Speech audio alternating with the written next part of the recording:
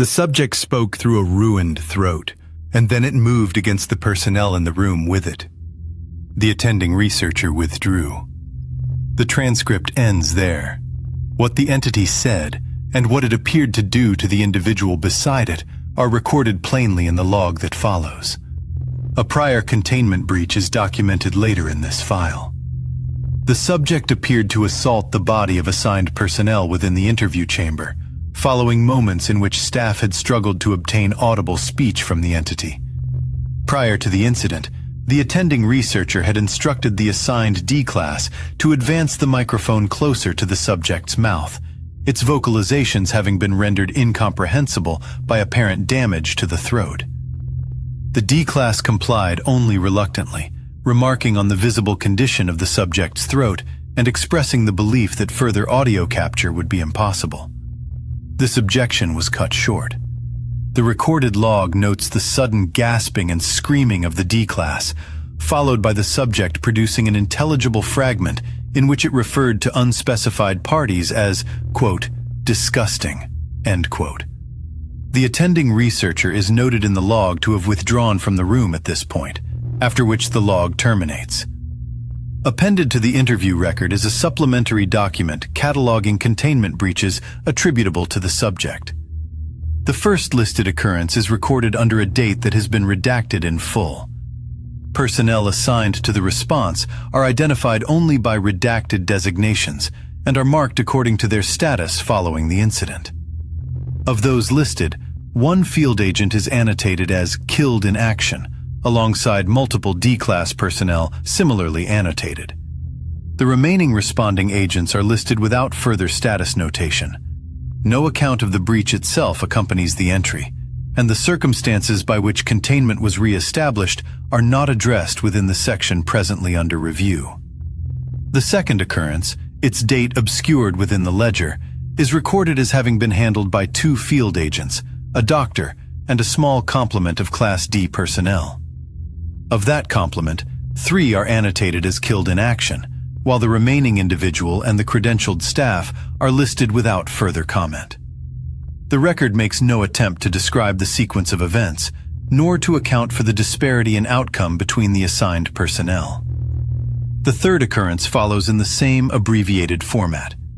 2 agents and a master sergeant are noted alongside 4 additional persons, of whom 3, including 1 agent and 2 Class D subjects, are annotated as killed in action.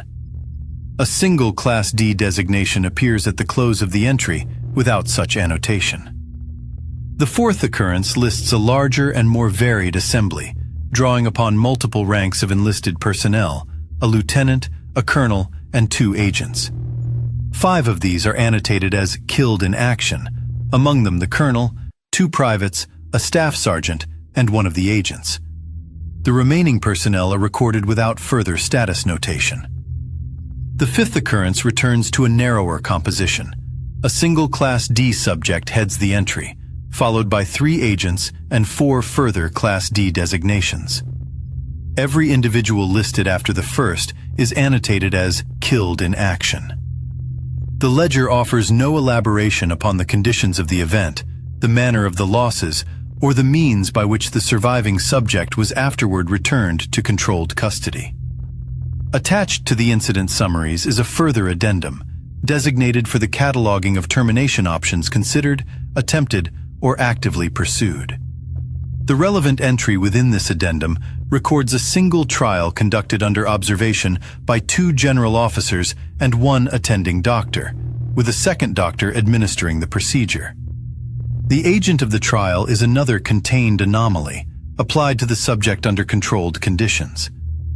Exposure was initiated at the 4th hour. The subject reacted immediately, tearing at the point of contact and inflicting significant trauma upon the affected region of its own body. During this phase, the subject repeatedly requested to be informed of the nature of the substance to which it had been exposed. These requests were not, per the log, answered. By the 8th hour, crystallization of the exposed tissue was observed to have begun, though the process advanced considerably more slowly than the reference behavior recorded for the applied anomaly. Progress continued through the following hours under close observation. At the 12th hour, the subject exhibited signs of extreme pain and entered a series of seizures. At the 13th hour, conversion halted at approximately 62% of the exposed area. The crystallized region then failed catastrophically, detonating outward and inflicting substantial physical trauma upon the subject. The entry concludes at that point. No statement is provided regarding the subject's condition following the detonation, the disposition of the observers, or whether the outcome was classified as partial success, failure, or something for which the standing terminology was found insufficient. By 1400 hours, the subject was recorded as having recovered from the exposure sustained during the preceding event. This recovery occurred despite documented loss of limbs and internal organs, structures which the subject began to regenerate under observation. During this process, the subject issued a statement to the effect that it intended to locate, kill, and consume every staff member involved in the incident designated Event 682E18. Following this recovery, the subject is now assessed as immune to the anomalous substance previously employed against it. As a direct consequence, protocol has been amended. Any future proposal to terminate the subject through the use of another contained anomaly must first be verified on tissue samples obtained from the subject before any full-scale application is authorized. Acting on recommendations set out in an internal document, 2 members of the research staff, their names redacted, have submitted a formal request to attempt termination of the subject through the application of another contained anomaly, its designation likewise recorded only by number. That request remains pending, awaiting approval from a supervisory body whose identifier has been withheld from this file. A separate suggestion has also been entered into the record, proposing the use of another anomalous entity as a possible means of establishing communication with the subject. The entity in question has expressed reluctance regarding this proposal and has indicated that it will refuse to enter the subject's containment area if such a course of action can in any way be avoided. The prohibition against verbal engagement remains, in practice, the most consistently observed protocol associated with this containment operation.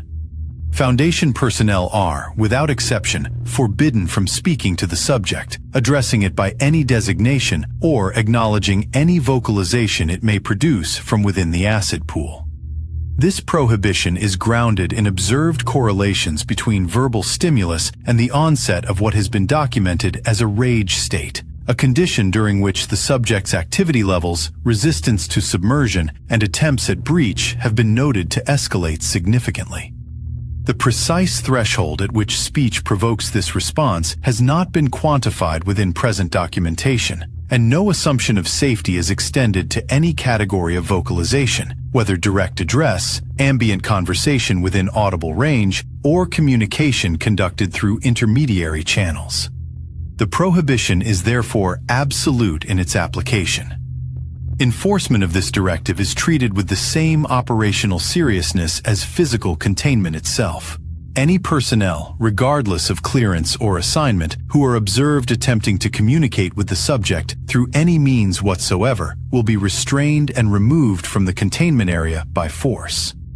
This applies equally to authorized staff acting outside sanctioned procedure and to unauthorized individuals who have gained access to the vicinity of the chamber. Removal is to be effected without delay and without regard for the wishes of the individual in question. The rationale underlying this measure is not disciplinary in nature, but preventative, predicated on the understanding that a single instance of unsanctioned verbal contact may precipitate a containment failure of catastrophic proportions. Attention now turns to the matter of location and terrestrial buffer. The subject is designated for containment at a site whose identifier has been withheld from this record. Surrounding this facility, the Foundation exerts sustained effort to preserve a radius of 50 kilometers in which no human development is permitted to take root. Roads, dwellings, agricultural installations, and other markers of civilian occupation are to be discouraged, redirected, or otherwise excluded from this perimeter through the full application of available institutional resources. The rationale for so extensive a cordon is implicit in the nature of the entity itself and requires no elaboration here. The description of the subject may be summarized as follows. It is a large creature of vaguely reptilian appearance, of origin unknown to the Foundation at this time. No prior taxonomic placement has been identified, and its provenance remains a matter of open inquiry. The organism has been assessed as possessing intelligence of a notably high order. During a period of limited mutual exposure with another contained anomaly of a computational nature, the subject was observed to engage in exchanges that investigators characterized as complex communication, the content of which lies beyond the scope of this file. Beyond intellect, the subject presents a disposition of consistent and evident hostility toward all living things. This orientation is not inferred solely from behavior. It has been articulated by the subject directly across a number of recorded interviews conducted under containment conditions. Further material bearing upon these statements is retained in the associated addendum and is not reproduced within this section. Physical assessment of the subject presents further complications. SCP-682 has consistently been observed to possess extremely high strength, speed, and reflexes, although the exact levels of these attributes vary in accordance with its current form. No stable baseline has been established, as the subject appears to adjust its physical parameters in response to conditions that remain incompletely understood. The body of SCP-682 grows and changes with considerable rapidity. It is capable of increasing or decreasing in overall size as it consumes or sheds material, and this process appears to be a continuous feature of its existence rather than a response to any single stimulus. The subject derives energy from anything it ingests, without apparent regard for whether the ingested material is organic or inorganic in nature. Digestion is understood to be assisted by a set of filtering gills situated within the interior of SCP-682's nostrils. These structures are capable of removing usable matter from any liquid solution to which the subject is exposed. This mechanism is regarded as directly relevant to the containment methodology, as it enables the subject to draw sustenance from, and thereby continuously regenerate within, the acid in which it is contained. The regenerative capabilities and general resilience of SCP-682 are described in the record as staggering. The subject has been observed to remain capable of coordinated movement and of articulate speech, while as much as 87% of its physical body has been either destroyed or rendered into a rotted state. No upper threshold for this tolerance has, at present, been reliably identified. In the event of containment breach, standard protocol dictates that the subject be tracked and recaptured through the coordinated deployment of all available mobile task forces. No team of fewer than 7 members is cleared to engage the entity under any circumstances. As of the most recent internal audit, the total number of attempted breaches has reached 17, of which 6 are classified as successful. Further operational data pertaining to these incidents is retained in a separate addendum and is not reproduced here. A supplementary document, designated as an addendum to this file, preserves a partial transcript of a recorded audio session. The recording is retained within Foundation archives and is available to cleared personnel through internal channels. The transcript resumes at a timestamp approximately 21 minutes and 52 seconds into the log. The attending researcher, whose name is withheld, poses a direct question to the subject regarding its earlier killing of an unspecified group of farmers. The subject offers no verbal response. The researcher issues a warning, indicating that failure to respond will result in the subject's removal from the current attempt and its return to prior containment measures. The subject then produces vocalization, though the recording renders it incomprehensible to review personnel. The researcher requests clarification and is observed on the log motioning to move the microphone closer to the subject. A second vocalization follows. It, too, remains incomprehensible. The transcript terminates at this point. No further verbal exchange from this session has been cleared for inclusion within the primary containment file.